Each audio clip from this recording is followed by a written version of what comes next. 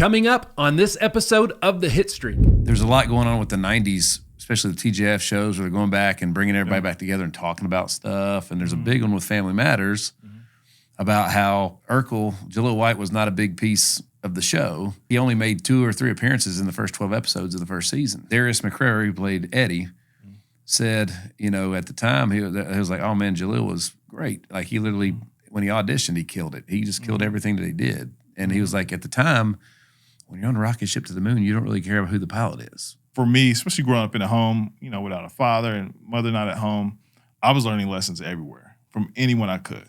Yeah. Family Matters was how I learned how to do family. I'm Antjuan Robinson. I'm on the Hitstreak. Blessings, folks. Welcome back to another episode of the Hitstreak. I am your man, Nick Hyder. And folks, in the lab with me today, he's been, it's his second time as a guest on the Hitstreak. He's been behind the scenes. As a matter of fact, over the last, probably 15 or 20 episodes, there's been a lot of change in the format, the production, pretty much everything about this show. And this is the brilliant mind that has been behind a lot of the decisions that have been made.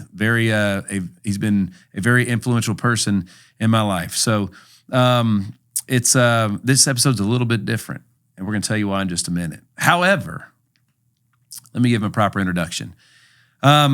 He's a founder. He's a serial entrepreneur. He's a husband. He's a father. His faith definitely is the leader in his life. Quite frankly, he wears a lot of hats, and he wears them all extremely well. And the hat that I'm most proud of that he wears, besides fellow man of faith, is he is my partner. And that's a really good hat for old Nick to wear and everybody else that we touch. Folks, ladies and gentlemen, Antjuan Robinson is in the building. Antjuan, what is different about this show today? Man, well, it's us. It's here. It's really a team meeting. It's really a family meeting at the table. But it's really us seeing ourselves in what we've been trying to figure out the last couple of years, what this whole thing is all about. And it's just a culmination of value and vision and direction, man, that I'm pretty secure in now. Even when I'm scared, even when I don't fully know, but I'm like, this is it. This is where we sit and sail at. So when I think about, it's been a couple of years that we've been, as my granddaddy would say, farting around. Yeah.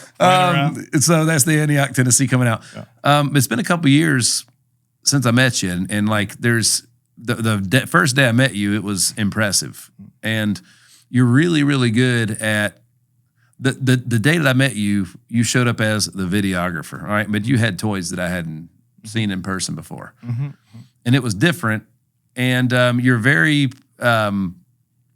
humble in the fact that you didn't need it to be known who you were when I met you. I found out quick.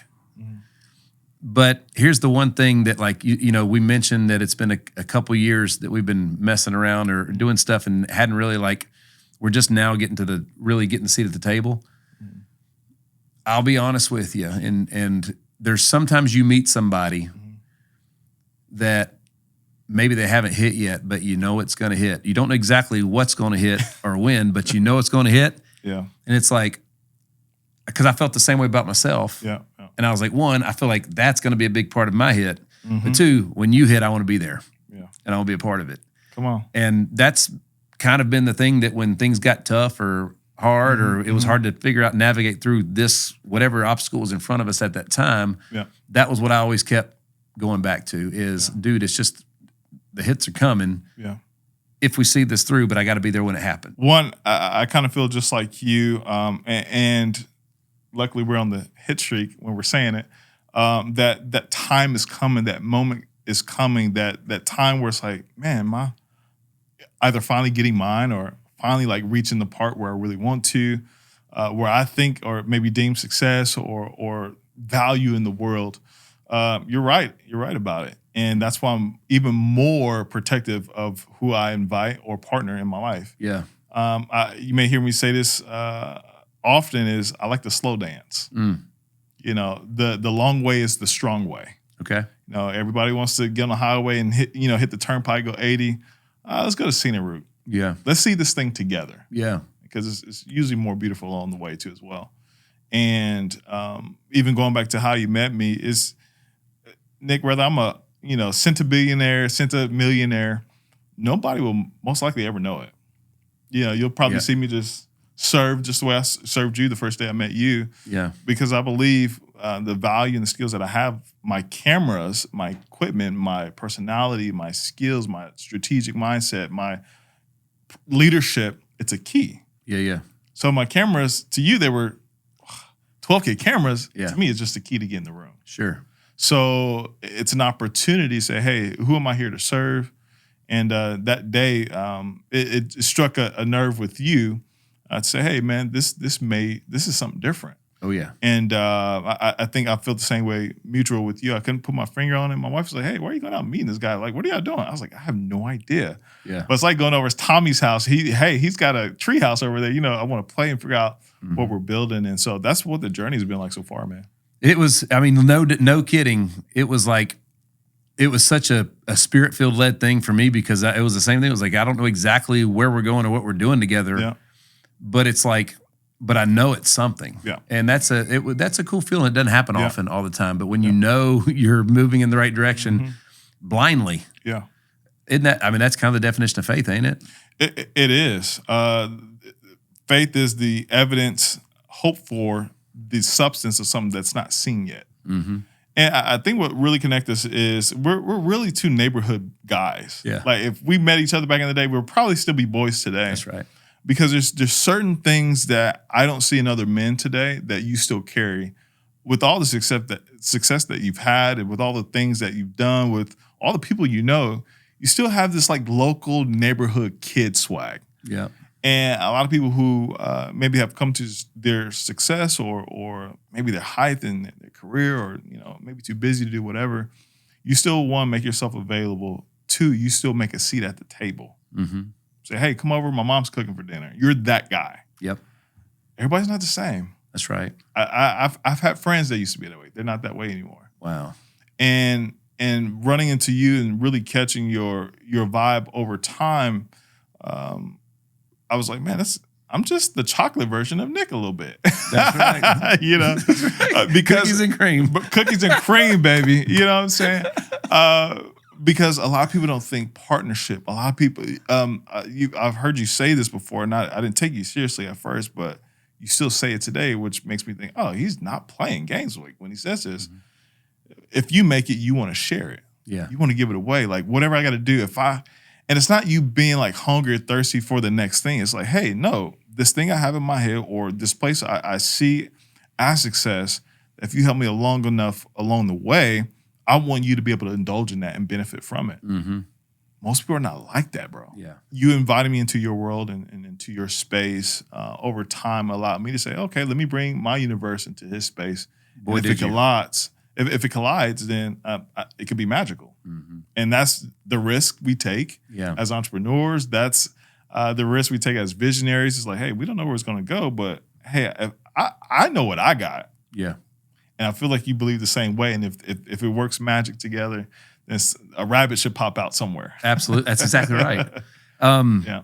You had a unique stance in the fact that, one of the things I heard growing up a lot about my father was he was one of the rare people that was a standout athlete that also was very successful in music. So arts and sports. And usually you're good at one and not the other. Mm-hmm, mm-hmm. Usually you're a champion of one and a fan of the other. Yeah. And, that is something that is in me as well. And not a lot of people actually know that. Mm-hmm. But one, you saw it. But two, you kind of come, literally the guy that raised you was, so you were able to see something that most people can't see. Yeah. And because what you saw in both NBA basketball and then literally like a Hall of Fame jazz musician. Wayman Tisdale. Yeah. Yeah, man. One of the greatest mentors and father figures I've ever had in my life. When I met him, he was already, I believe, retired from the NBA because he was a jazz musician. I'm like, how do you go from the freaking NBA playing with multiple teams, You were on the All-Star team with Michael Jordan. Mm-hmm. Michael Jordan was in his documentary, by the way. Mm-hmm. I actually walked in the studio when he was on the call with Jordan, Charles Barkley, and some other famous music producers. I'm like, how did he go from here to here? And everything he touched was like, yeah. But nobody ever talked about his playing skills. They talked about how amazing he was as a human. So you had 3 skills: skill to play basketball, the ability to produce world-class smooth jazz music from Earth, Wind and Fire, Dave Koz, Duke, George Duke, the funk player. I'm like, and all these people love you. They did it because they just like you. Yeah. I was like, that's a gift. Like, Yeah. That's a skill I've never seen. And so being able to be behind the scenes and listen in on the calls and ride with him and ask him all the questions and, have mayors just rave about him. Mm-hmm. Like, dude, he's just likable. Yeah. It really changed my world and gave me the idea of like, man, anything, I set my mind to, and he reminded me of that often. I can accomplish anything. And the day I was a celloist at first. I grew up playing cello in high school and in middle school, and I wanted to play in a band. And a friend of mine put a bass in my hand and started playing a little bit. And then when I met him, he handed me a bass that was probably about $5,000 bass. Yep. Fender custom from the shop. And I remember him handing it to me in the studio when I first met him and the ability to go to the studio. He's like, man, if you learn how to play this, it'll take you anywhere you want to go in the world. Wow. And I've been around the world. Wow. Like that. Bam. And so, yeah, man, it completely changed my life, the influence, proximity. And there's something about your heart that I was told something a long time ago that the people that are basically, they said, run from people that would never give you the opportunity to live next door. Meaning like, basically they were saying if you have a W-2 job, your boss is never going to pay you enough to live next door. Oh. Right? Wow. And it's lonely at the top. I've been there. Yeah. And I always wanted to carry people with me. Like my dream's always been like my own cul-de-sac. Yeah. Surrounded by all my favorite people. So I want to be in a situation where I can have everything that I feel like I want and need. Yeah. I think take what you need, but take less than you give is something that we live by at our house a lot. That's good, man. Yeah. But I found that in you when I was talking to you. I mean, literally, like there's probably $250,000 worth of stuff that's been injected into the HitLab that nobody's even seen yet, folks. Get over here and see it. But HitLab, baby. It's incredible, and what we're doing in multiple markets and having footprints and literally all over the United States now, and we haven't told anybody yet. Yeah. We haven't told anybody yet. I feel like it's time to do that. Oh yeah, man. It's time. But probably one of the hardest things, like, all right, so let me paint this picture, Antjuan. So Brian Ryman, the director of baseball operations at Lipscomb University, I was asking him about recruiting, right? He's really good at it. Excuse me. And he said, well, Nick, it's harder for the head coach to go out and sell themselves. It's a lot easier to sell somebody else. I was like, that's good, but you got to know what to sell. Yeah. All right. So kind of like, 2 years in, I'm still uncovering all this magic that you bring.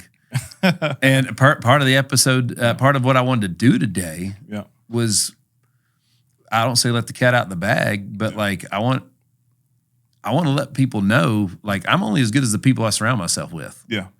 Right. And a lot of people and a lot of folks do come to me for a variety of reasons. And I want them to know that I'm surrounded by the best. And when I say the best, I mean the best. Yeah. Like there's another level of the best. You hadn't seen this type of best before. Okay. Especially with the announcements that are about to come out in the directions that we're going. Like, I mean, it's 2 years worth of stuff. Yeah. Has not hit the press yet. For sure. Yeah. So, folks, I'm prepared today. Come on, man. Intentional. As a matter of fact, and why am I prepared? Because Antjuan helped me be prepared, right? So, hey, iron sharpens iron, baby. Iron sharpens iron. We got 10 questions, one musician, and one kingdom. Is that cool? Yeah, man. All right. So check it out. I want to talk a little bit about the origin, and it's wild too because when these questions are exactly what I would want to be asked of myself. So this is really, really great. This is really personal. Yes, sir.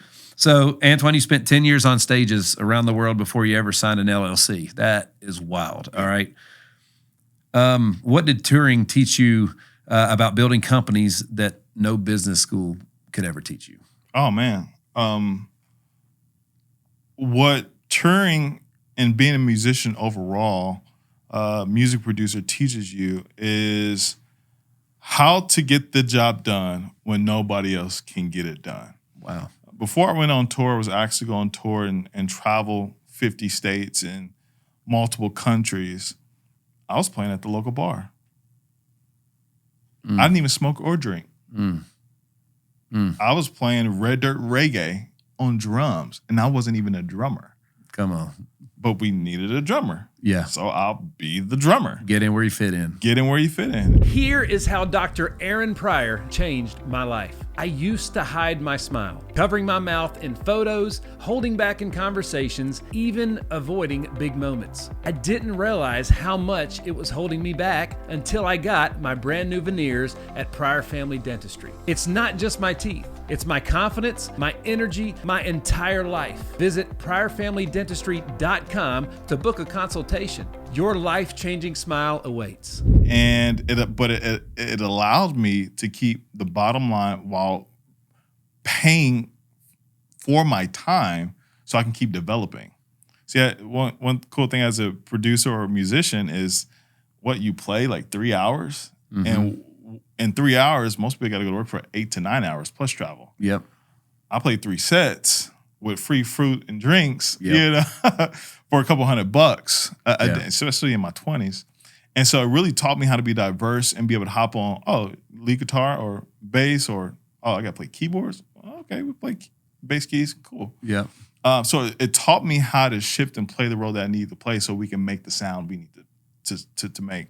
And so when I learned that the different skills that I had were LLCs, my faith in God was teaching me over time, especially when we launched our first music studio in Tulsa, Oklahoma, called London Square Studios. That really showed me like the taste of entrepreneurship. As soon as we opened up the first brick and mortar, I was like, we can do anything. Like, wait a second, we can do this, we can do that.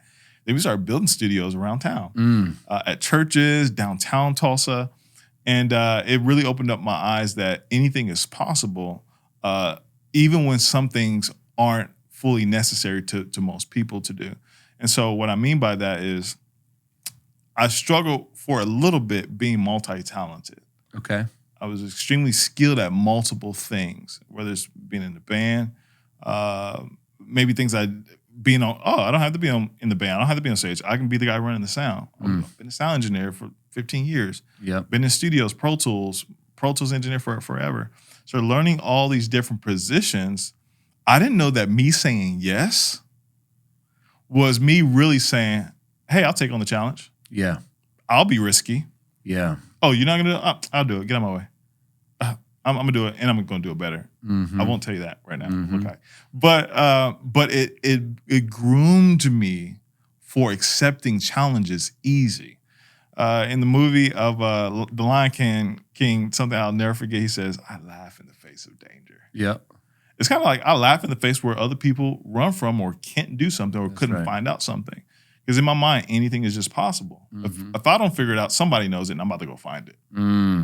And that grit and tenacity, I didn't know I was building these external skills and these internal skills. Yeah. When it comes to becoming an entrepreneur, I didn't fully even know what an entrepreneur was until like 2019. Yeah. I thought I was just grinding and hustling. Yeah. It's like, this is what I'm doing. And so the ability to take those different skills, whether it was with music or being techie, before I really got into music, I was building computers so I can put my music stuff on. And then I started building computers for other people and selling them. That was entrepreneurial. Didn't even know it. Yeah. $2,000 computers. This is like early 2000s. And I'm 19. Yeah. You know. And so being a musician taught me how to play my part depending on which industry I'm in. So we own a company called Eagle Eye. experience, and it's an audio-visual integration company. I got that from being the guy behind the scenes at churches, just helping around. I'm in the sound booth. I'm sticking around. I'm just hanging around, but serving ultimately. And each learning experience turned into a skill that turned into a new LLC. Yep. Every little one. I was like, oh, dude, people will pay for that. They'll pay for that. And this is what I mean by value is every first job I had at doing something, it was exponential. It wasn't like a couple $100. It was like, looking back, I think I was charging too much. Okay. But I got used to value, but I knew the awareness of, okay, if this song's, like Beyonce or Justin Bieber sounds like this, I need to make a match to that. Yep. So I can charge the same. Yep. That's right. But most people don't have that awareness. They can't tell the difference between that's good or not good. That's right. So 3 a.m. in the morning, 4 a.m. in the morning, 5 a.m. Babe, I'm not coming home tonight. I got to figure this thing out. This mix isn't crispy. Yep. It doesn't sound like a $5,000 mix. Yep. And I didn't know that I was building habits. And when you get around guys like Wayman, they level you up real quick. Yep. When they put you on the phone with Janet Jackson's producer and Kanye's producer, you got to know what you're talking about. Mm-hmm. And my worlds collided from my tech experience building computers for music. That's how I actually got the ticket with Wayman. Yeah. I just happened to be in his studio and his computer went down. Oh, wow. So I haven't heard the story. This is the first time I'm hearing the story. He's in the studio at his house. He has a beautiful ranch, which I'm going to buy one day. It's on 20 acres, got horses, beautiful. I still have the key to it today. I'm very blessed to have that, even after he's gone. But we're sitting in the studio. He's working on the record. I'm just sitting in the back in a chair, kind of like this in the studio, and the computer goes down. Pro Tools, HD, TDM. It's the most expensive studio at the time. And he's on the phone with the record label. He's on the phone. He's calling past engineers who set up the studio. And he's just frantic. And I've never seen him like this. He's always just like the best cousin you've ever had. Mm-hmm. I was like, man, he's really this is a big thing. So I was like, Tiz, can I check it out? He's like, man, yeah, just everything's back there. He's still on the phone, guy. Yeah. Bro, I literally unplugged the computer and plugged it back in. And it rebooted it, yeah. I'm moving my hands around and, kind of unplug. I actually unplugged everything. I know basic troubleshooting is unplug it, plug it back in. Right. And it worked. Wow. And he got the record down. And if Tiz is excited, he is going to let the entire world know. Okay. Bro, just went crazy. And I had a job as a studio engineer like that. Just like that. He trusted me with everything immediately after that. So those skills of me taking apart computers in my room at a young age for hours, a lot of people aren't willing to put in these grind works. When we're talking about, hey, we've been talking about stuff and strategizing for 2 years, and we still don't know what we're doing. Mm-hmm. We still didn't cash a check off of it. Yeah. We still didn't make, that equity. Correct. When I was building computers and looking at Microsoft 2000 and putting them on computers and it gets to 99% and then it stalls out. You know what type of stamina that's building? Yeah. Because I got to do it over again or I quit. Yep. I did that 100 times and it quit on me 100 times. But the 101th time it worked. Yep. And I just counted on the 101 time. That's right. That's right. You're building up reps of stamina and waiting and patience.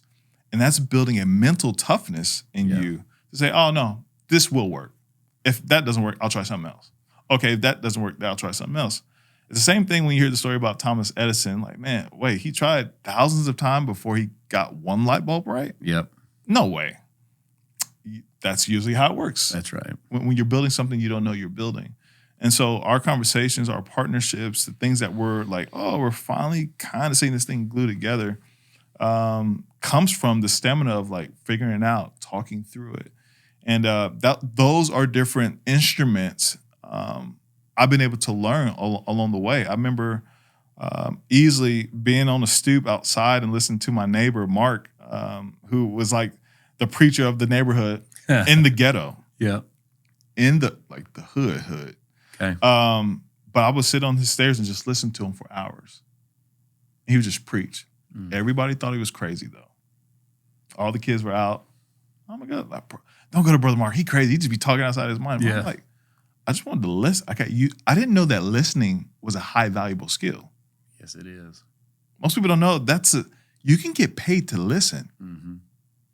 Therapists, psychologists, even a strategist, consultant. That's right. Learning how to listen and decipher, that's a skill. You can make that a job. That's an LLC. And so there's a story in the Bible that when I learned this, I said, oh, okay, that's what I'm doing. It's really two parables in the Bible that remind me of this. There's a story of a prophet Isaiah. This widowed woman, her husband dies, and she goes to this prophet Isaiah look, you prophesied all over the land with these different people. Look, I have a lot of debt, and I need to be able to pay for these things. And all she has is this flask of oil and 2 sons. And he asks her, not what you can go get, but he asks her, what do you have in your house? And she brings out this oil. He said, go and run and find as many jars as you can and bring them back to me. So her and her sons go out and they start borrowing neighbors' jars, not even seeing what was about to happen. That's called faith. You need to understand that's called faith. And as many jars as they were bringing back in, the Bible says the oil just kept flowing.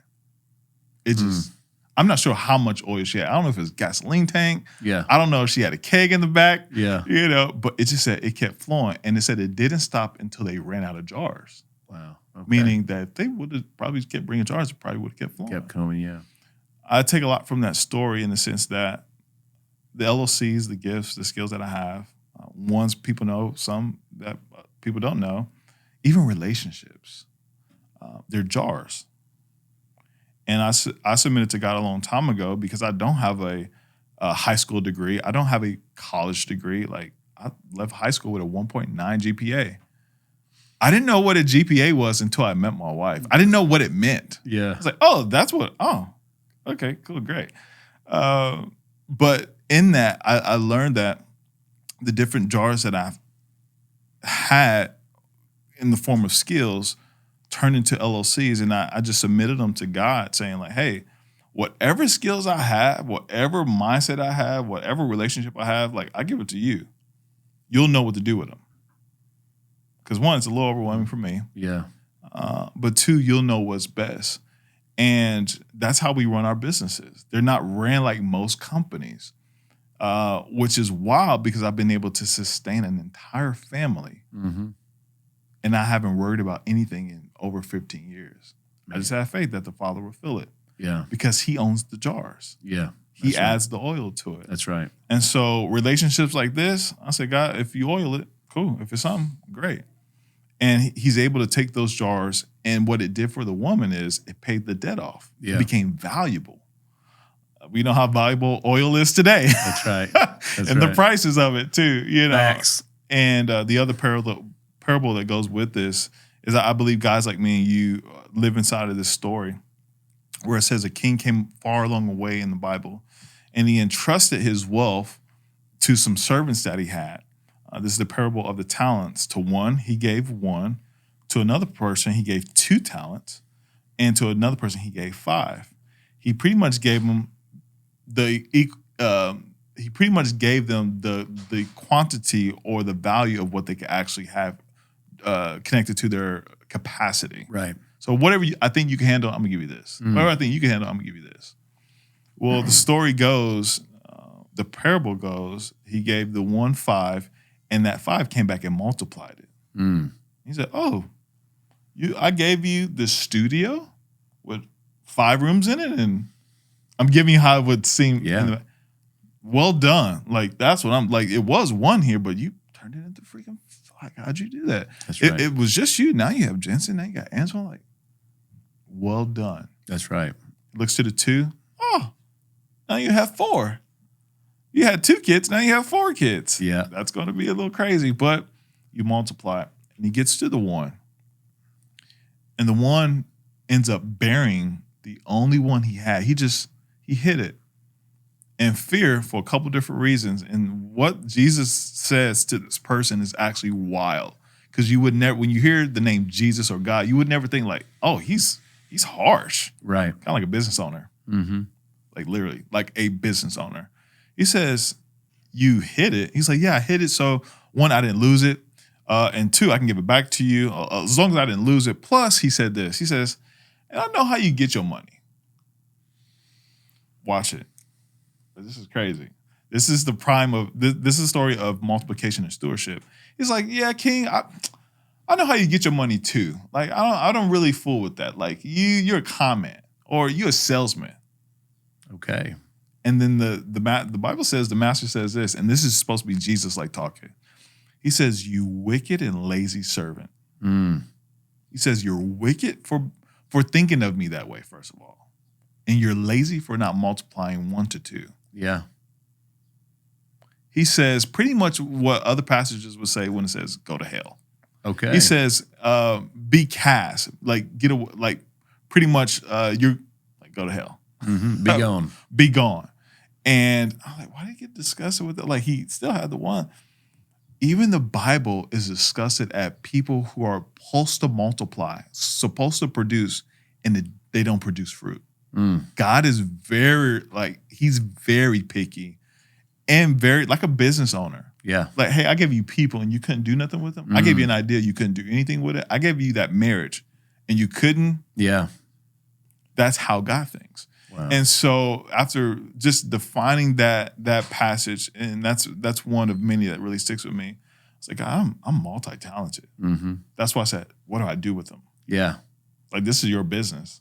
You gave me the skill. Yeah.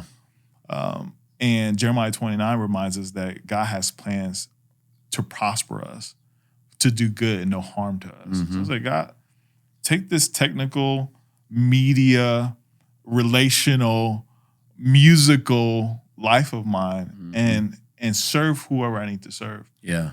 And that's the mission of our businesses is literally we serve whoever we're supposed to serve. I've never made a cold call in my life. I never made a cold email in my entire life. Literally every client we've ever had was like I heard about you, or wait, by the way, do you do this? Yeah. Yeah, we do. And then when they see the work, oh my God. Yeah. So, and when I'm like from the beginning, these weren't small contracts, bro. Right. You gotta hear what I'm saying. Like with no proof sometimes. Like, and I don't know if it's the relational part, the Wayman, where people just buy in, they just trust. And that's the part that I care about the most is the integrity and the trust that when we do something, it's like next level. Because most people don't even ask me for like, hey, show us proof or, do this for a long time. They just trusted me. I know why.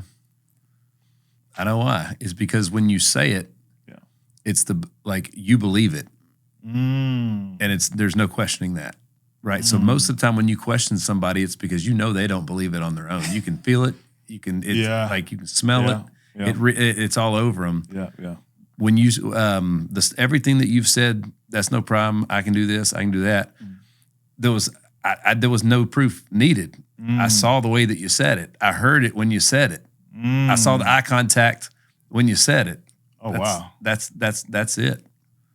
That's big, man. That's it. Thank you for giving me that mirror back. Absolutely. Because for a second, you're like, man, well, okay. Making sure that it's integral. Like, and that's the part of working the long hours. Like, you know what it's like to play baseball. I can go out here. I'm going to hit something, or in your insurance company. And you know what it's like to work with teams. And you know what it's like to nail 6 and 7 deals at a time. Like, tomorrow's coming. That's easy. I eat that for lunch. Like, that's nothing. In the kingdom, you use the same thing. And when I say kingdom, when we say words like serve, Nick, you got to understand what I'm saying. Even this relationship, like I didn't have to go after. I had to do one thing, just serve you. Yep. You didn't pay me from that. Correct. I wasn't looking for $1. I was looking because, no. I was positioning. That's it. Because somebody had a need, a friend of ours, Jim, he's like, hey, I got this guy who needs this. And I'm like, okay, what does he need? And then I think he showed me, watch it. Here's a nugget. I think he showed me like your profile and like a website. I was like, You actually never heard me say this. Nope. You actually never heard it. So this is I'm dropping bombs. I'm stealing this from Bradley for a second. I said, oh, he needs the best. I do need the best. That's exactly right. I said, oh, this is your guy? My first thought was like, I could do this, but we're going to do this. Oh, yeah. You brought out the big dogs. You brought out the big dogs. You didn't need anything I had back there. But I wanted to make sure my first thought of you is like, okay, oh, I need to make sure that when he walks in, people look like a crew came with him. Are you ready to take your brand digital? At HitLab Creative, we don't just make content. We build your digital foundation from the ground up. So whether you're launching a podcast, creating scroll-stopping social media content, or building a website that actually converts, we connect all the dots. Visit hitlabstudio.com/studio-time and let's build something that lasts. Because the HitLab is where digital strategy meets data-driven content creation. I use athletics as an example because I can speak to that. Yeah. When you go out to try and make a team, you're trying to show what you can do because the coach doesn't know yet. They haven't seen it. You're looking for an opportunity to show them what you could do. I think everything's an audition. Bro. I think every day is an audition. Every opportunity is an audition. Everything should be showroom ready at all times. That's the one thing I miss about Hollywood or famous people prior to COVID, when all of a sudden, like before COVID, like I remember I wore suits and ties. Yeah. That was the thing. And then all of a sudden, like sweatpants and dressing down became the style during COVID. You've never seen Dolly Parton without the wig. Right? Dolly will tell you, you've never seen it. It don't exist. Before COVID, people did not show themselves that, like, you know what I mean? They were That's true, man. And it so I think as an athlete, I wanted to have my uniform was clean, shoes were clean. I wanted them to know that I'm polished. I'm showing up first. I'm organized. My stuff ain't spilling out in the dugout. I want him to know that if you need somebody to help lead stretching, I got it. Everything was an audition. I didn't want to show him, like Dolly would say, Dolly without the wig. Like, you've never seen Dolly Parton not being Dolly. And we've lost a little bit of that.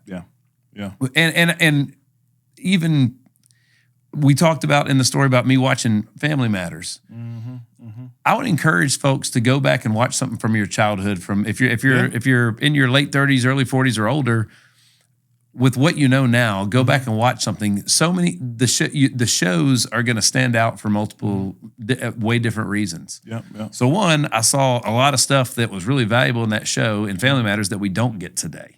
That we were better off getting. Okay. The programming was way more in our interests than it is today. And that's a powerful statement that I just made, that I just realized that I just made it. But at the same time, you also see, like, it's almost like when you see The Wizard of Oz, when the curtains come out and you see the man that's behind the curtain. Now that you kind of know what the programmers are doing to us, you see stuff that you didn't see before back then. And so it's been very educational going back and just watching something that's 30 years old or whatever, 20, 30 years old. I guess it is 30 years old. Holy cow. Or older, 35 years old. Light bulb. But it really puts things in perspective today.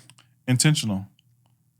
You showing up, whether they seen you play or not, but you showed up intentionally good in the dugout.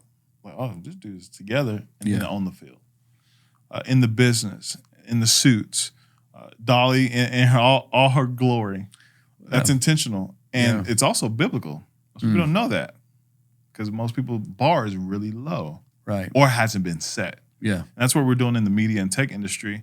The Bible, I think there's two spots, and I'll put in the lower third on this episode too as well, where it says, whatever you do, do it unto God. And it really means do it in excellence, as if it's like you're bringing your best. Actually, I'm going to say two more to add to this biblical reference.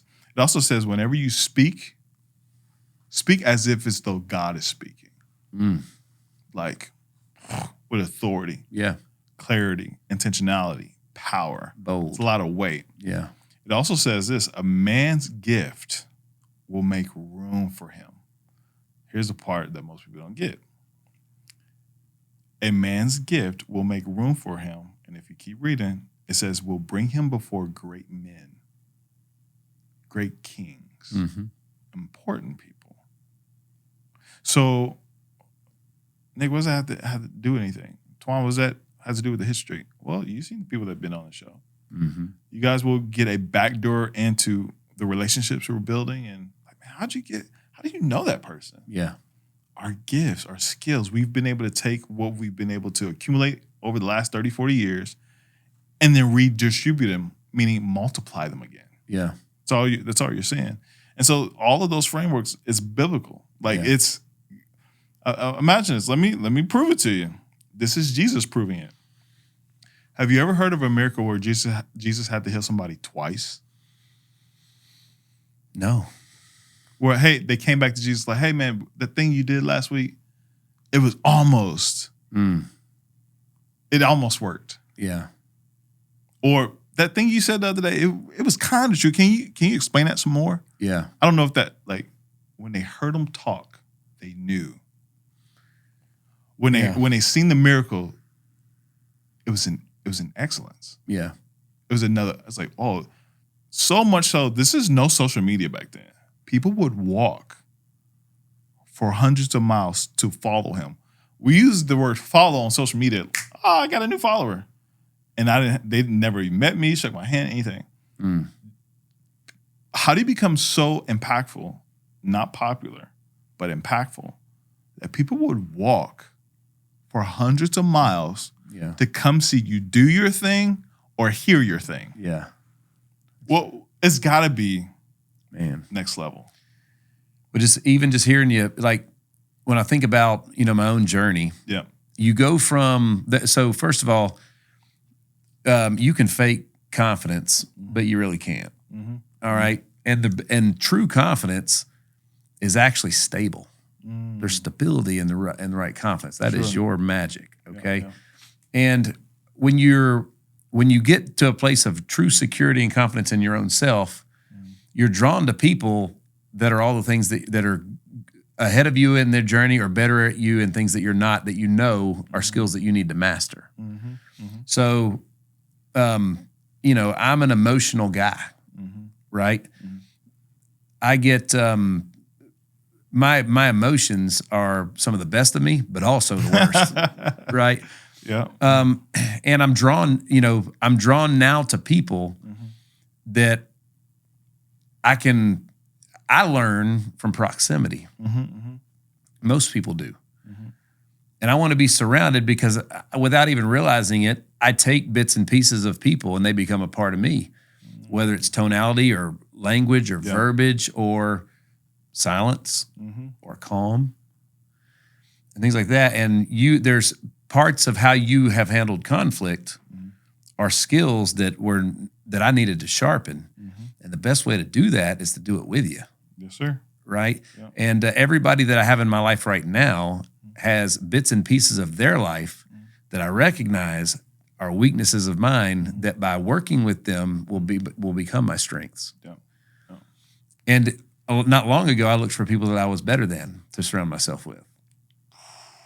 Right? Which is the kiss of death. Like that is how you go to die slowly.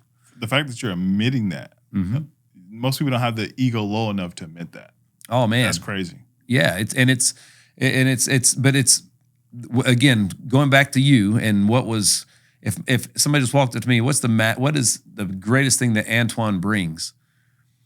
Confidence and stability, right? Because everything else that you bring is so far ahead from where everybody else is at.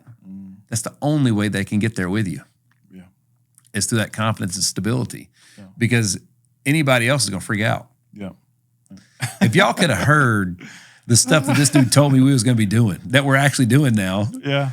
And it was hard. It was really hard for me to get there. For one, am I secure and confident enough to hear what you're even saying? That being right isn't the objective. It's getting the right thing done is the objective. It doesn't matter who's right. Like one of my favorite things I told in that story earlier was Darius McCrary saying it didn't matter when you're going to the moon. You don't care who's driving the rocket ship. You're just going to the moon. Man, it's okay to get there, but part of the reasons that I've been so hesitant to let go of certain things is because, biblically speaking, it's a strength, but sometimes in business it's not a strength, it's a crutch. I'm the guy on the airplane that's going to pass out getting people off because I didn't put the oxygen mask on myself first. Yeah. So I'm in the big scheme of things, people will not make it off the plane because I didn't take the time to put my oxygen mask on. And that is so the reason that I've been hesitant to let go to a lot of things, Antjuan, is because those people that were below me that I'm like, man, if I mess this up, they lose. Yeah. So I was making these decisions not for myself or even my own family. It was for everybody. And again, you got to be secure and healthy enough to be able to truly, like, a lot of people want to do charity. It's like, dude, the best charity you can do is to heal yourself. Come on, man. First. Yes, sir. And then go do what you want to do with it. Yeah. Yeah. And that's why I think it's the hardest work, because you have to admit all your shortcomings. You have to admit where you're wrong. There's a certain security, and it's very easy to go say, I want to help other people. Yeah. And you don't have to be any security to do that. They're secure at all to do that. So business has been like just working with you the last couple of years. The people that we've brought in, one of the coolest things I got to see is when, because you are so calm and stable, you got to have teeth. No. You got to show teeth sometimes. But it's an art, because those teeth have to be heard. You don't want to scare people. Yeah. You just want to know who's in the conversation and what roles are what. Yeah. And again, another layer of you that I've been exposed to, that I'm like, yeah. And like, I can do, like, I like the way that went better than the way I would have did it. I'm going to adopt that and use it. So it's been an ongoing journey. I just hope I'm giving you as much value as you give me in the form of those experiences. Well, that's the trade-off. One, I know you will, because you're open. Most people aren't open to change or to learn how to change. And I'm just like you. I code switch. I culture switch, meaning the way that I am right now, there's probably 50 people here making me up. That's exactly right. That I should probably let my wife like that. I like that. He's more romantic over here. Mm-hmm. Or this dude, like the way you talk to your son, bro, I bottle all of it. My son is 11. Your son is 15, 16? 16, yeah. I said, man, I want to talk about something like that now. Yeah. So I've been changing my tone. I was like, champ, like, hey, building up that confidence, because his confidence I was too hard on him. That's right. I was like, man, I need to be more like Nick right here. Like, what would Nick say? Literally, that's what I'm thinking. Man, that's awesome. And I've been like that my entire life. And that's why I have the marriage I have. My marriage is magical. I agree. I've seen it. The wife, bro, I'm not even going to talk about that. Like, right now. We're not going to get it. She's absolutely perfect. Almost sinless. And I was in bed, she's always snuggled. This is her favorite world right here. I was like, I am jacked up. Like, my thoughts, like, I would probably go to prison 28 times. Yeah. Oh, yeah. I've done this. I've done so many wrong things. Like, I can't think of, like, a wrong thing my wife has done, like, that can compare. Yeah. Sinless to me. Yeah. Just flawless to me. And I've learned those things from other men and people, how to carry myself and to do people right. And Craig Rochelle, one of my favorite leaders in the world, says when the leader gets healthy, everybody gets healthy. And he said this, engraved at the end of his podcast, the Leadership Podcast. So when the leader gets healthy, everybody gets healthy.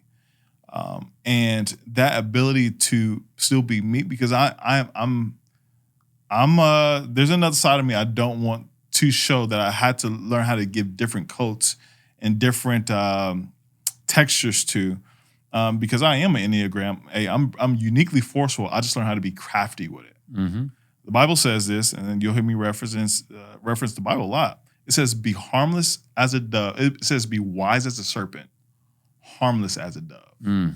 That ability to still be me, because I'm there's another side of me I don't want to show, that I had to learn how to give different coats and different textures to, because I am an Enneagram. Hey, I'm uniquely forceful. I just learned how to be crafty with it. The Bible says this, and then you'll hear me reference the Bible a lot. It says, be harmless as a dove. It says, be wise as a serpent, harmless as a dove.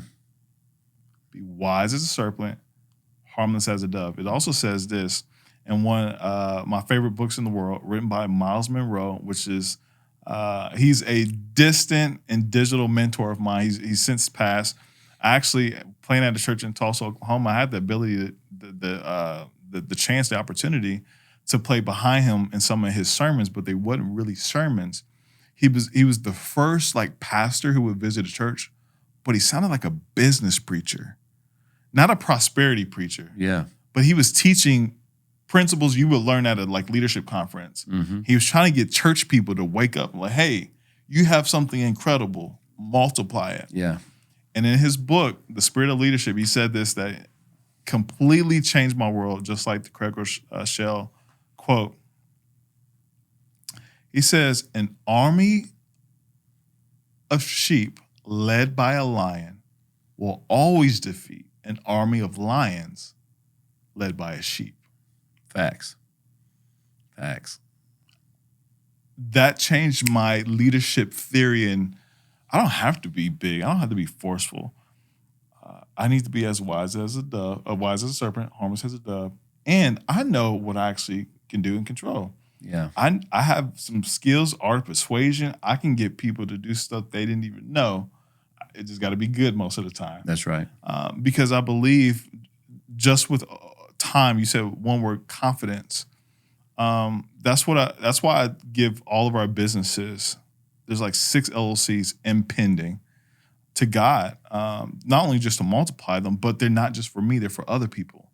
Our consulting is a pass-through, meaning I have really good, skilled, expert friends, and they need opportunity, but I get all the opportunity. Yeah. All the opportunity ain't for me. Right. So I can consult you and strategize. Oh, you need this person. Oh, you need that thing. Oh, you need to meet him. Boom. And we can eat along the way. Yeah. But confidence comes from the one who gave me the confidence. Yeah.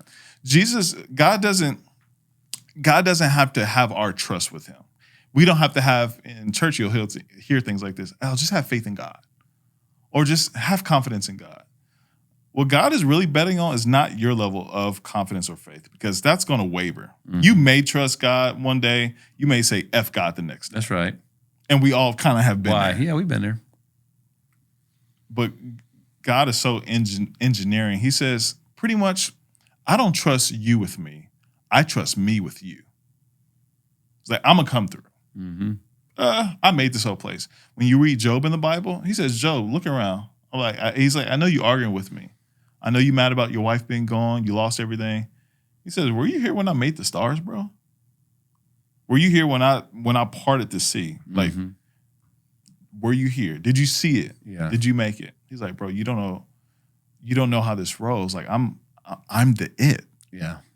Slightly, like harmlessly saying it.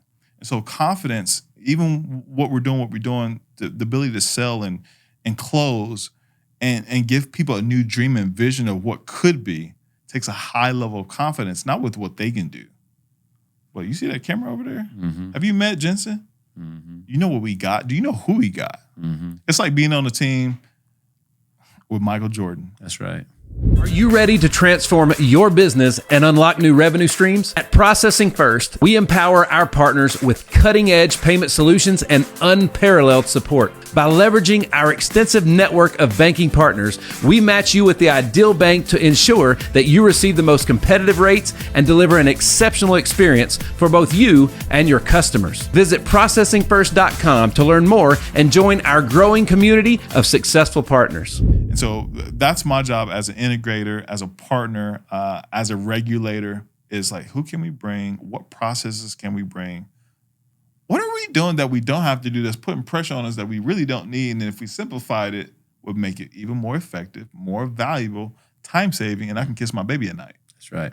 And I didn't wake up with a new pain or thought when I woke up. Yeah. I woke up with a peaceful state of mind. Mm-hmm. That's something that is crafted like a business. It's a skill. Yeah. It's that habit, but it's a skill when you could train. Bro, there's AI. Forget AI. I love AI, but forget it in the scheme of when you understand what God has created. This is the $1 trillion mind that created AI. What are we talking about? Yeah. We can't recreate that. We can reproduce it. Yeah. But we have $1 billion mind that can do anything under our command. Yeah. But we have to train it. We have to go to the batting cages. Not you talking about you and your son. I just love these stories, bro. It fires me up. Man, we went to go hit. We went to his game, and then we went home and worked out. Mm-hmm. That's more time. That's more equity. That's more relational bonding. And we're actually getting a result. Yeah. That's a win, even when we lose. Dude, I could go on and on forever about my son and being a dad and realizing that this is the moment that I dreamed about for 30 years or however long it was. And I do create and run into pressure, but I'm also learning that is also a season that as you grow and adapt, you learn that you don't have to create that anymore because it's stressful. Pressure, that, the old saying, pressure burst, the same pressure that bursts pipes creates diamonds. Yeah. Well, that's true. And it is, but like pressure is just a tool. It's okay. Tool. And every tool, and pressure isn't the tool for everything. Yeah. And that's what I'm learning. And as this out, as a dad, so here's a fun little story. And I wanted to ask you about this.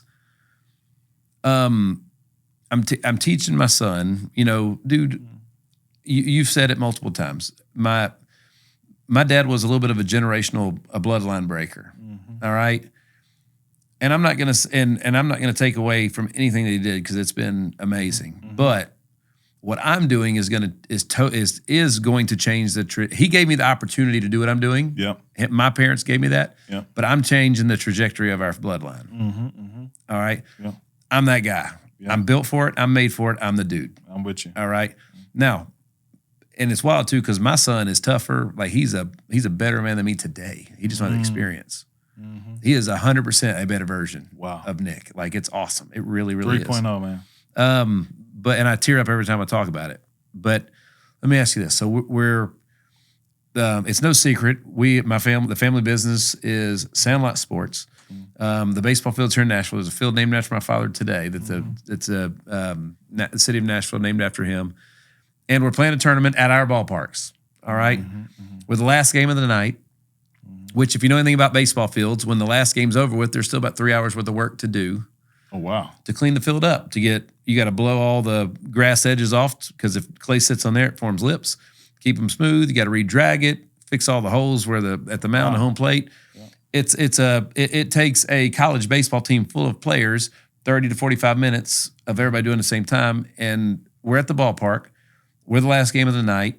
And just so happens that it worked out that Dad's there and he's just by himself. His workers were out. It's just him, 2 fields. Wow. All right. And this is a skill that I'm trying to teach, a skill and a value I want to teach my son. Because I'm telling him Ethan, you're built for better, bigger and better, and you're built different. I'm telling you, you can take more than most people can because I've coached you and your teammates all these years, and you can take more. Yeah. Okay. So Dad's out there doing his thing. He don't ask for nothing. I just can't stand watching my 76-year-old daddy out there lifting drags, hard, like blue collar, hard blue collar work. So the only thing I knew to do was to serve, and that was to go pick up a rake, start going. Well, my son wasn't nowhere to be found. I want him to learn. Yeah. All right, so on one hand, somebody would say, Nick, you're built for more than raking dirt. Your skill is better utilized somewhere else. Not in that moment. Yeah. It's recognizing, like, the coaches that he wants to play for, they're looking for guys that know Yeah. when it needs to be served. And it doesn't matter what it is, they get it done. Yeah. And that's the hardest thing to do because I was always taught serve and be humble and all those things. And I almost turned myself into a bottom feeder, no confidence, shy. Mm-hmm. There's all this bottled up belief that I don't know how to use and express that is all coming out the last 10, 15 years. Wow. All these skills, all these tools, all this life experience that I know qualifies me more than the average person. Yeah. But I don't know how to market it. There really isn't. Is there a marketplace for it? Mm-hmm. And then what do you do with it? How do you label it? Mm-hmm. All that. Mm-hmm. But it's something that I see in my son and I want him to take and use faster than I did. Mm-hmm. So let me add, all that to say, it's a beautiful struggle when you get to raise a young man to take all the worst of you and learn from it and take all the best of you and use it. Come on, man. Because they're naturally going to do all the worst. Yeah. I watch him talk to his younger sister who's 5 and it's like, bro, that's what I looked like. God dang, I messed that up. Yeah. So here's how, Ethan, I realized that's what I did to you. Yeah. Here's what I should have did. So now I get to show him through her what that looks like. How could I communicate to him? Because he literally was just messing around, literally going to help himself in the concession stand, hanging out. I wouldn't say he was avoiding it, but he sure didn't walk over there and be like, he didn't stand next to me. Yeah. He didn't say, is there another rake? Is there another broom? I just couldn't stand to see my 76-year-old dad out there doing that. Mm-hmm. I know how hard the work is. Yeah. And I know how hard it is for me, and I'm half his age. Mm-hmm. Mm-hmm. What would you say what's the message that I want to portray here? Because everybody needs this. Yeah. Some of those things I worry and wonder about my son too as well. But the best example is to be an example. And I think that's what your father taught you too as well, that work ethic, that dog, some people get that from your dad. Yeah. He's out there getting it. It's 11 o'clock at night, mind you, at this Nobody time. does that anymore. I know. I get it tomorrow. That guy, there's too many of those tomorrow guys. He literally went home, took a nap for a few hours, and had to go back and do it all the next day. And it still shows he's still married to the game. Oh, yeah. He's got a ring on this finger. Yeah. He got a ring on that finger. That's right. But he takes pride in that. He does. That built a family and a career and a life for him. And you're able to see that too as well. And at the same time, it's kind of like when, you got a computer and it's like, man, it's running a little slower than what it used to be. And it's like, man, it's breathing hard. You can hear the fans. It's time to upgrade computers. Well, there's some things you're going to need on this hard drive to go over to the new, but you don't really need everything. Yeah, that's right. And that's what it's like having a son. It's like, man, this is a brand new computer. It's going to have some of me on there. Yep. The good and the bad. To bring us back to the Bible says, the sins of the father will be passed down generationally. They are, yeah. And correct me if I'm wrong. The knowledge too. The knowledge. That's the wealth. That's the wealth. The genes. Yeah. Like nobody really dived into this, but literally we are a carbon, almost new copy of ourselves to our kids. And I see the same thing. I was like, man, I used to get attitude just like that. I was really quiet and shameful over here like that. And then you see the other parts of his mom too, because it's a mixture. Yeah. Thank God. but what I would say to you, man, is you do. I hear you on the phone, bro. Like people need to record your phone calls. It's like the way you talk to your son, even though, there's times you got to be hard. Like, hey, what are you doing, man? But it's a good balance of that and encouraging him and giving him the confidence maybe you didn't get and let him know what's possible. And when I hear Ethan, he sounds like you. I mean, bro, it's like, it sounds like you. They say that about my daddy all the time, yeah. That I sound just like him, yeah. And the other thing that we're trying to get to is like, man, it's great that he sounds like me. How can he do like me? How can he serve like me? How can I? And what I try to do with my son is I bring him into the environments where he see me doing that. And I started watching him like pick up like, oh, I didn't have to tell you to do that. Like, oh, I have to pay you to do that kind of a thing, Yeah. And just leading by example, man. Like I said, Craig, I'll go back to Craig Rochelle. When the leader gets healthier, everybody gets healthier. Mm-hmm. Finding those moments to be human and just be able to make an impact and influence them in ways that they don't know being influenced, and being creative and being tactful. Mm-hmm. Not everything has a price to it. You're not going to get paid for everything. Mm-hmm. You're not going to get a thank you for everything. Yeah. Do it out of kind of your heart, because it's in our wheelhouse. It's in our family brand to serve people no matter what. I want to stay here for just a second, just because I love talking about my son. I love talking about fatherhood, because it's literally a mirror. It's the tunnel vision right into everything that how we live our lives, run our businesses, and everything else, how we serve people. But talking about you raising yours, when there was a couple things that you catch a glimpse of, you see something that you've never seen before, and it's magical. Mm-hmm. There was I remember when he was a young athlete, playing ball, wasn't very good at the time. He's very good now. Wasn't very good at the time. Everything that would happen, swing and miss, he'd immediately look to see what I was looking like. All right. There was I remember when Ansley was real little, he was like 12 years old, baby. She was a baby, and he's just holding her, and literally it's on camera. He's holding her, and he just keeps looking up to see if I'm watching. Look. To see what, you know what I mean? Just that, let him know that I'm present.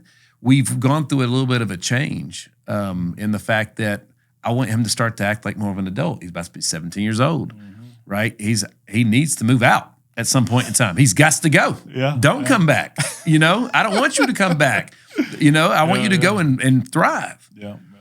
You don't need me anymore. Yeah. Right? So it's a little bit of a shift. But I started to find out that my confidence in him, his confidence in himself was based on the feedback and how was I teaching him? So my advice to you is you've made him tough. Yeah. Once that toughness is there, then it turns into the confidence, because it was literally not long ago, I told him, I said, this is your coming out party, dude. All this years of trials, tribulations, turmoil, work, hard struggle, me lighting your butt up, dude. This is when the payoff happens. This is your moment. This is you show everybody who you are. And it didn't happen right then. It came in glimpses. But every time I got a glimpse of it, it was like, see, you believed in yourself. You went out and did what you expected to happen. It was almost like there was these chains, dude, that were weighing him down, and they were almost necessary. They were necessary. But the moment he shed, dude, he freaking soared. Just blew past people. Just blew past people. Wow. And what's wild is in some area of his life, like with music, acting, and all the arts, I never put any pressure on him to be good. Yeah. But in baseball, it was almost like he was a reflection of me. It was my own insecurity that made me make a lot of my flaws, my mistakes in raising him.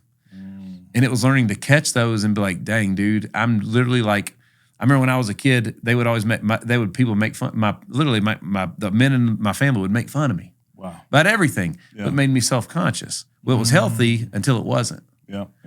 So we used it, and then it's like, no, dude, now instead of, oh, you got a girl coming over, it's like, that's awesome, dude. Yeah. Heck yeah, you got a girl coming over. It's all in what you say and how you say it. That's and it true, built man. confidence in him. That's true, man. I learned this literally from you. Watching you talk to Ethan, I was like, man, I need to dap him up more. But hey, bro, that's a fit. Even though in some back of my mind, I'm like, bro, we need to work on that. Oh yeah, absolutely. But I see that confidence, and he's not on the fence or edgy, a little, or feel like he's having to prove something. His confidence in himself is clearly a mirror image of mine and Rhiannon's confidence in him. It's wild, and that's so good. And there's just certain, God gives you the ability to see certain glimpses of life that it's almost like you left your body and you see it from a different perspective. Yeah. And when he's on the baseball field, there's always been literally the player that he is now. I've seen it for 10 years, but it wasn't there. Yeah. And it's so hard to see them where they are and for who they are at that moment. Even you got to be able to see through both lenses. Yeah.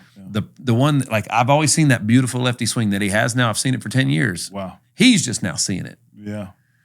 right? But like even as a high school, when he first started playing school ball, that was the first time I'd never coached him on the ball field. And in music, he always had other teachers.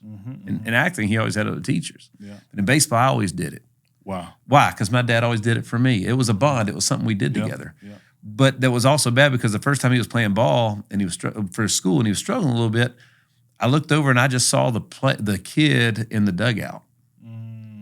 I didn't see my son, the star. Yeah. I just saw a teenager, a teammate, literally adjusting his contact, the clumsy kid in the dugout.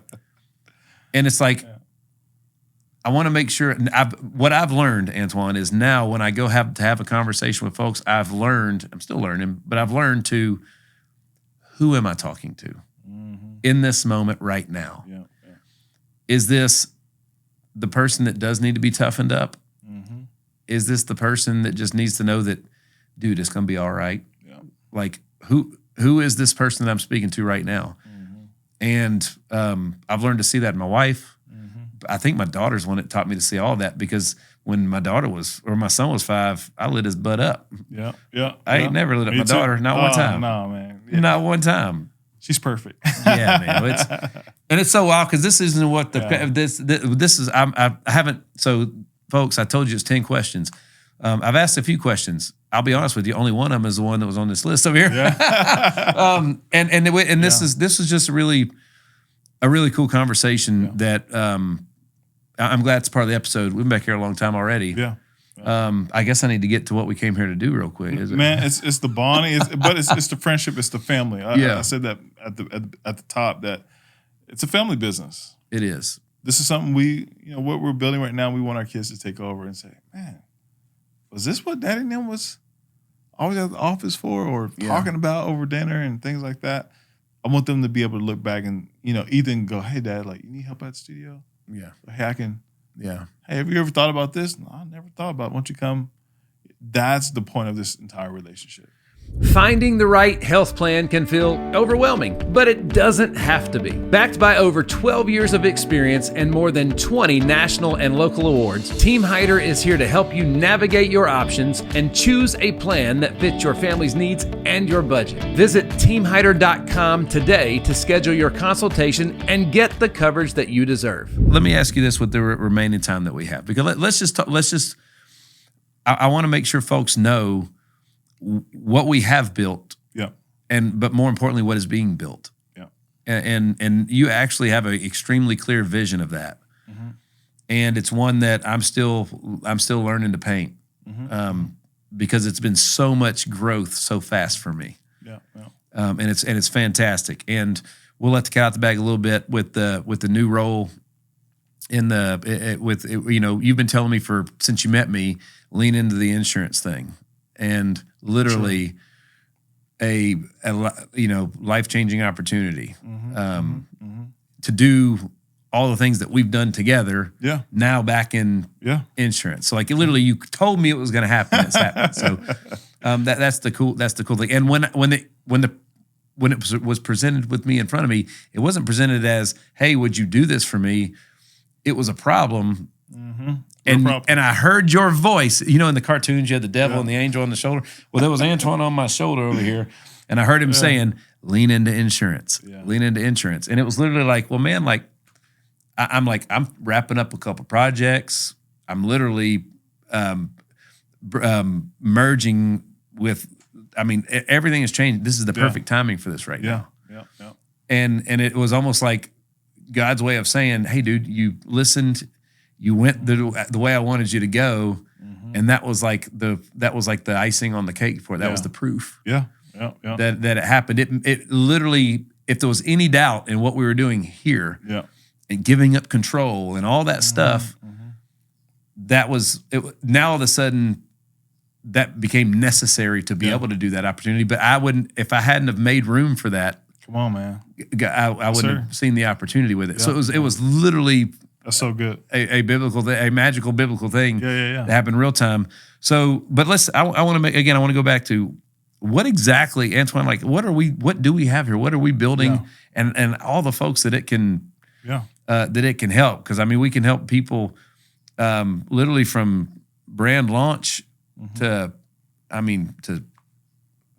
SaaS Yeah. SaaS company launches, Technology, acquiring technology, studios, shows, like consulting, like it's unreal. And it's the combination of, I think what we've both been able to touch in the past probably 20, 30 years, but maybe we're not really knowing it.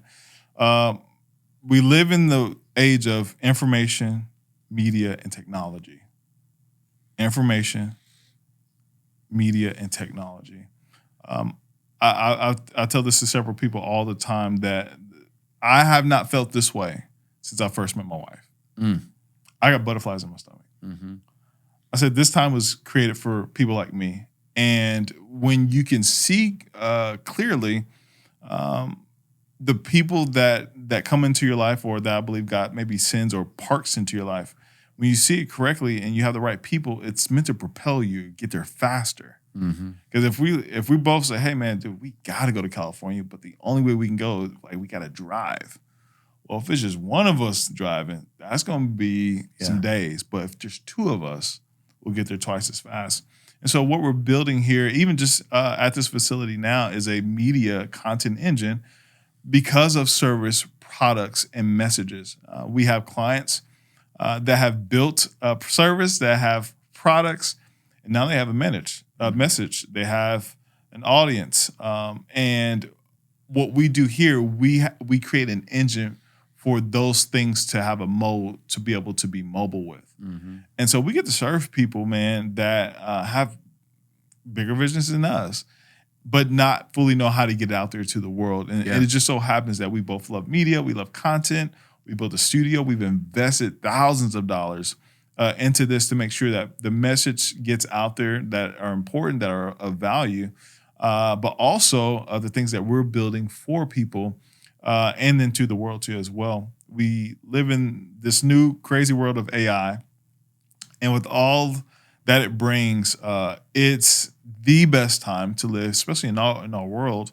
Content creators living in the creators economy, that especially those of us who come from a tech background, a creative background, even sports musician background, it's the best time to be alive. And when it comes to AI and the problems you can solve through SaaS and apps natively, through web, with an idea, can catapult and change your life in an instance, but also make it that much easier to be able to transform a business. I was listening to a podcast today about some of these niche fields and jobs where this guy was just the UX guy. He was product manager, and this person was this. Well, it's several different pendulums swinging at the same time, where you hear businesses are letting go of people because of AI. Well, we kind of need them back to either train our AI or to be able to consistently help evolve that AI. That's right. So it's really more training on these positions, but also the people who are getting replaced and they were only good at the one thing. This is where it makes sense. People are like, hey, well, how are you going to be good at multiple things? Well, when you live in this world, that's right. 2020 was the best year our business ever had. Yeah. Because we had that jar ready. So now you're going to start seeing people start thinking like, what else can I do? We've already been doing that. Yeah. We know how to pivot, move, shoot.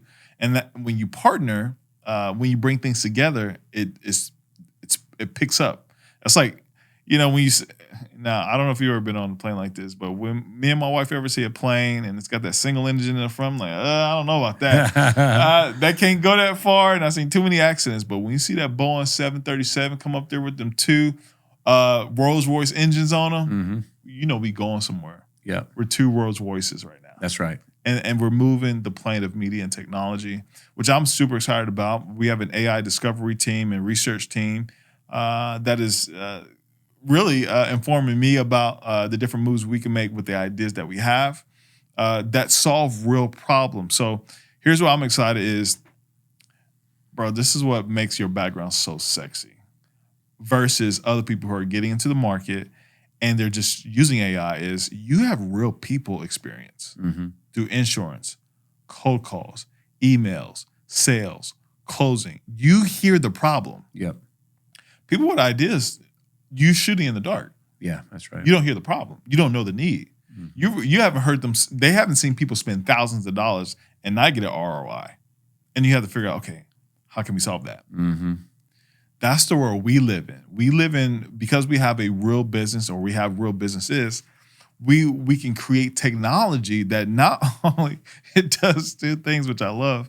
It not only solves the problem, but it even shows it on camera. That's right. This is the problem we face. This is the problem we fix. And this is how you can get it. Yep.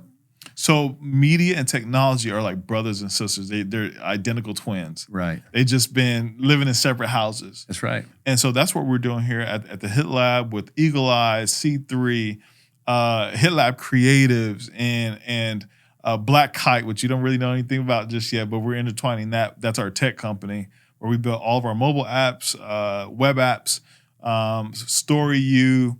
Man, there's so many new founders dashboards that we're making. Some stuff that I can't say yet because they're actually impending and they have trademark on them right now. But new course technologies, EdTech. We have a platform called Course, Q-U-A-R-S-E, which creates content, course content, masterclass level content. Looks like masterclass too. That develops and curates for certain groups and cultures of people or ideas too as well. So it's the best time to create content or have some type of mode or funnel, such as a podcast, which most people don't know that podcasting is the number one engine that if you have a message, a service, or product, to put it on a train and get it moving. That's like light speed. As quick as possible. It's your own radio show. It's your own talk show. It's your own conversation. And you get to share memories and testimonials, but also product reviews and feedback. That's right. So that's the world that we live in. That's what we built here. We have this facility that gets to serve people locally. We even have people who fly into here, which is pretty cool to do their podcast. That's been a blessing. But also, I think it's the beginning of new partnerships, just like what you're being able to do in the insurance world, that's resurging for you not to only research the value that you already done in it, but now you even partnering with a top dog in it who's a close friend and partner, and pay attention to the lineage of the relationships you have now. Yeah. These have taken years. Oh, yeah. You served these partnerships first. Yep. Nothing up front. Yep. Just being a voice, being a friend. Yeah. And the time came around to be able to be fruitful, not benefit. Yeah. But fruitful because you weren't looking for this. You wasn't signing up. You wasn't putting out a contract for this. Yeah. It was just like you were the guy because you, like me in the studio with Wayman. Yep. It's like, oh, you just need X, Y. Can you fix it? Yeah. And that moment is here on you. And so our job is to capitalize on the moment, visualize the moment, materialize the moment. So we can easily do that. And it all involves tech and media. And the boat is already ready. Yeah, man. The boat is ready. It's a beautiful thing that like all this is it's a beautiful magical thing because all of the, all the obstacle is the way. Obstacle, yeah. And yet we avoid obstacles because people feel like it's in the way. It's wild too because you literally have your own life experience and history to know. Yeah, man. When I finally overcame that, life was better. I was happier. I was more fulfilled. I was more qualified. Yeah. And after you've done that enough times, you would think you would run face first into it. Yep. Yet we're always that goes back to the mystery of faith and why it's such an important exercise, and why you have to have your relationship with Christ. Yeah. Because my faith in myself literally mirrors my faith with Jesus. Wow. And so anytime that I catch myself doubting or not having weak moments. It's usually because I'm not getting, you have to have nutrition for your body and and when your body needs something, you can feel it. Yeah. Well, I've learned when I'm having weak moments in business, I used to run from conflict. I didn't like having uncomfortable conversations. Yeah. I really struggled with that. I hated it. Yeah. I can still feel it to this day when I would see their name and it was like, God, I know this is a conflict. And I would dread answering the phone or dread calling them back. When now it's like, I can't wait to. Laugh in the face of danger, man. Yes. But every time I catch myself, again, with weak moments, it's usually because I got distracted or my life got too busy. Yeah. And my faith took a back seat. Yeah. And it's the same thing with my wife, with my family. Yeah. And usually when I'm my weakest or my most I'm the most miserable to be around, I just need to go home because I'm pissed. I just can't. I haven't expressed it, but all I really want to do is go home and hang out with my family. They reset you. Yes, they 100%. They're the great reset Me, and when I'm conquering the most new in business, like in the moment we're in right now, I'm spending the most time with my family. Right, not sleeping very much. Yeah. And I've given up all the other fun stuff. Yeah. I'm serving. And then like we were talking about 9:30, 10 o'clock at night, we're going to hit every night. I'm literally coming home, my son, 11:30, 12 o'clock at night. We're the last people in the neighborhood, dude. Yeah. And a lot of times first people to get up. But like, and literally last night, we were doing it last night. And that's my happiest place right now, because that's what I always wanted was to be able to do what my dad did with me, which was go hit in the middle. Like, my dad never told me no. Wow. To throw, to hit. Not one time ever did he say no. Wow. So I can't tell my kid no. Not when it comes to that. Not when he wants to grow. Yeah. I tell my wife that. I said, if he wants to play bass, learn how to code, anything creative, that's endless. Yep. He can eat all the fruits and vegetables he wants. That's right. That's exactly right. That's exactly right. And that's especially because we don't know where the world is going. First of all, we don't know where relationships are going. We live in a world, and it's mainly been like this, but to have the anticipatorial mindset as we do, like where the market is going, where people are going, we're both kind of like, hey, this is where things are going. Where families may be more divided, where jobs and opportunities may be more scarce. That's why I like things like this, because you can't see what's coming around the corner. That's right. Because you have to use faith. Say, God, I don't know what's around there, but I trust that you're there, and I'm going to do my best to meet you. Antjuan, there's nothing more. And this is what I think when you know it's almost like when you know you found the right church body, is you found people to move forward with together. Yeah. Rhiannon and I have literally, when we have conversations where we're thinking about, where do we want to take the kids? What experiences, what fun are we going to have that's not work or baseball related? And we always, who are we doing it with? Yeah. Over the since about the turn of the year, now when we're planning things, we're starting to, when we're mapping out the stuff, we go there with the Holses, we do that with Brad and Melissa.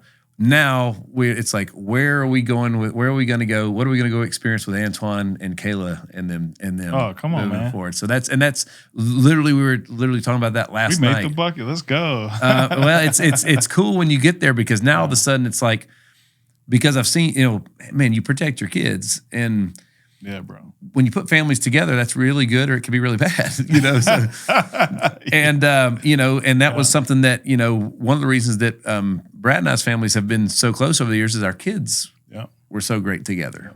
And that's, that's usually how we pick a church, is what serves our kids the best. Yeah, that's how we do it too. And, when you seek great people who have done great things, that's natural. But when you get there and you know that something greater is on the horizon, that's the best way I can describe the last 2 years, but specifically 2026. Because in 2026, you leaned in here. We got you access to the building, and it forever changed for the better. Lots. So this whole thing that we got going, I'm gonna take Jensen's advice. I've learned to listen. Is, folks, whatever's happening here, any part of it, you want whatever you got going on associated with this, because it's like, and I'll just leave it with this 3 words: prepare for greatness. Antjuan, how would we close this off? What's the final thought on this? This is good. That's a good question. The number one way that I would encourage, and even encourage us to prepare for greatness, is to steward already great people and their things. Steward what already is good, so it makes it easier to be great. I think that's even one of the ways that we started our relationship, is bringing into different opportunities, which they were already, oh man, this is great. Preparing for greatness is really stewarding what you already have in front of you. Mm-hmm. You already had this office. Yeah. How can we make it great? So steward what you have in front of you, the people, the relationships, the advantage, the value, and greatness will rest with you. Folks, thanks so much for tuning into another episode of the Hitstreak. I'm your man, Nick Hyder. God bless. Hi, folks. I'm your man, Nick Hyder, and I just want to say a quick thank you for all of you, the millions of you tuning into the Hitstreak. We're literally getting the information from the people that have it to the people that need it by bringing on guests that everybody knows and some that not everybody knows yet. Keep listening, keep sharing, and keep leveling up with the Hitstreak.